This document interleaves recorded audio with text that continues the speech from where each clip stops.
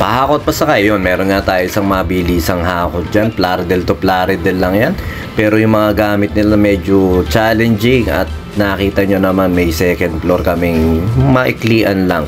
At salamat din sa nakatuwang natin na yun na Bukod din yata pangalan. At saka ito nga, nandito tayo sa pupuntahan na natin at pinuntahan na natin at nandiyan na tayo sa pagkukuha na natin ng gamit. Nakita nyo naman to solid itong mga taga-buhat natin ngayon.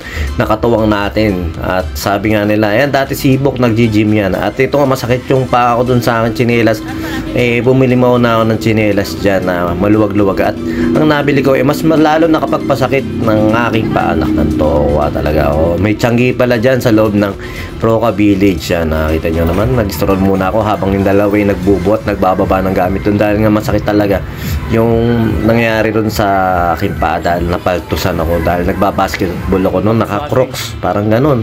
Ang nangyari nga, basta nagkapaltos ako tapos hamon na, basta ganun. At ito na, siyempre nagkakarga na tayo ng mga gamit dyan at isang mabilisan lang to na medyo matagal-tagal din pero kahit papano naman safe na safe yung mga gamit nila ma'am dahil sinusure natin na iniingat-ingatan at hindi basta-basta nagmamadali. At ito nga, maraming salamat ulit kila paring Eric at Boss Mao na yan nga, binigyan tayo ng ganyan na mga gulong at si paring Eric yung gumawa ng ganung bagay na para magamit niya natin sa mga paghahakot. Napakabibigat kasi minsan ng rep at saka washing.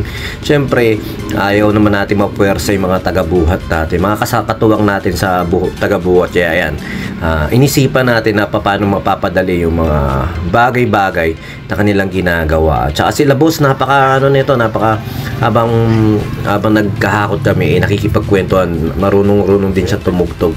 Ito isa pa sa mabigat to, yung mga ganyan. Kaya minsan nagpapasend po talaga kami ng lahat ng picture ng gamit para kahit papaano makakita po namin kung gaano kalalaki at para maisipan ng mga tamang kamada kasi nga minsan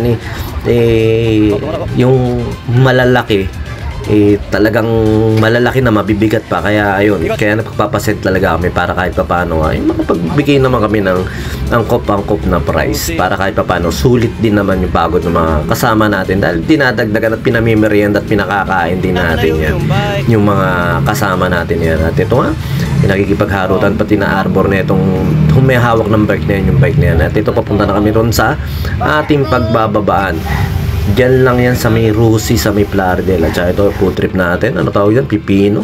At isang mabilisan lang to. Nadaan kami sa Jollibee. Bagong bukas nga pala yung Jollibee dyan. At syempre, tangkilikin natin yung McDo.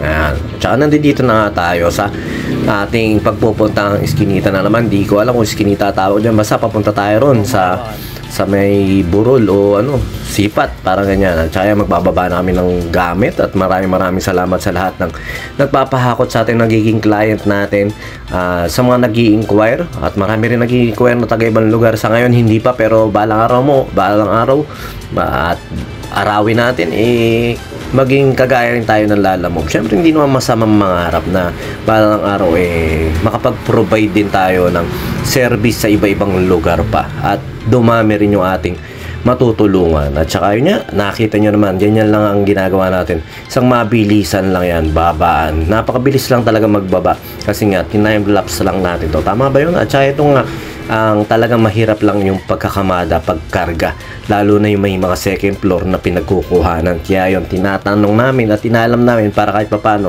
makapagbigay naman tayo ng konting compliment. Oo, sa panda lang namin ginamit compliment sa ating mga nakakasamang taga-buhat. Pero yun nga, dahil dito nga sa amin sa Pakot Pasakay, syempre hindi lang naman yung mga taga-hakot na binibigyan natin, pati rin kayo para kahit papaano hindi rin mabigatan sa pagbabayad sa amin. At pagkatapos niya, nagputrip lang kami na yung isang fishball-fishballan dyan sa gawing Plaridel. Tapos mga nag-ayaan to na basketball. Mamaya makikita niyo sa bandang dulo. O hindi na rito, baka sa ibang video na, dahil naglaro nga din kami ng basketball doon sa aming sa aming court dito sa Dapdap. At saka nakakita nyo to, napaka-useful talaga. Napakalaking bagay talaga nitong nito. Dahil kung hindi, napakabibigat ng mga rep ngayon. Nagsisibigatan yung mga rep na mga bagong labas ngayon. Kaya ayan, napakalaking bagay nung ginawa natin. Parang plano ko pang makapagpagawa ng isa at sagasa pa tayo ng Japan. At ito na nga, nag-food trip na kami doon sa may Plaridel lang din naman niya. At napakasarap nung sausawan nila tatay. Malapit lang yan dyan sa may Christian Cathedral sa may Plaridel. Basta malapit lang yan dyan. Makikita nyo yun. At ito na nga, magpuputripan na ba? O ano gagawin ng dalawa nito? At yun, basta maraming salamat sa nakasama natin si Book, si Ron sa mga hakot natin. Tsaka kay tatay, shoutout. Napakasarap ng sausawan yan, try nyo. Tsaka solid yung fishball din nila. At ito na nga, maganda rin yung tipas dyan, no? Bili rin ngayon ng tipas dyan. Mga nakaparada lang yan dyan sa may along the highway ng Plaridel. At saka yun, maraming salamat sa inyo. Sumayin nyo kapayapaan, peace be with you. God bless. BJAM Lights and Sounds, yun, sa mga may kailangan ng band equipments at lights and sounds sa lahat ng klase ng okasyon, binyag, kasal, debut, na kailangan nyo ng lights and sounds. PM lang po kayo sa page ng BJAM Lights and Sounds o text lang po kayo sa number na 0935-311-7520 at pag-usapan po natin kung ano yung maitutulong namin sa inyo. At yun, syempre pag kailangan nyo rin acoustic band, full band, PM lang din po kayo sa amin at baka matulungan din po namin kayo sa pag-i-entertain sa mga bisita nyo. Ayun lang po, sumayin nyo kayo kapayapaan. Peace be with you.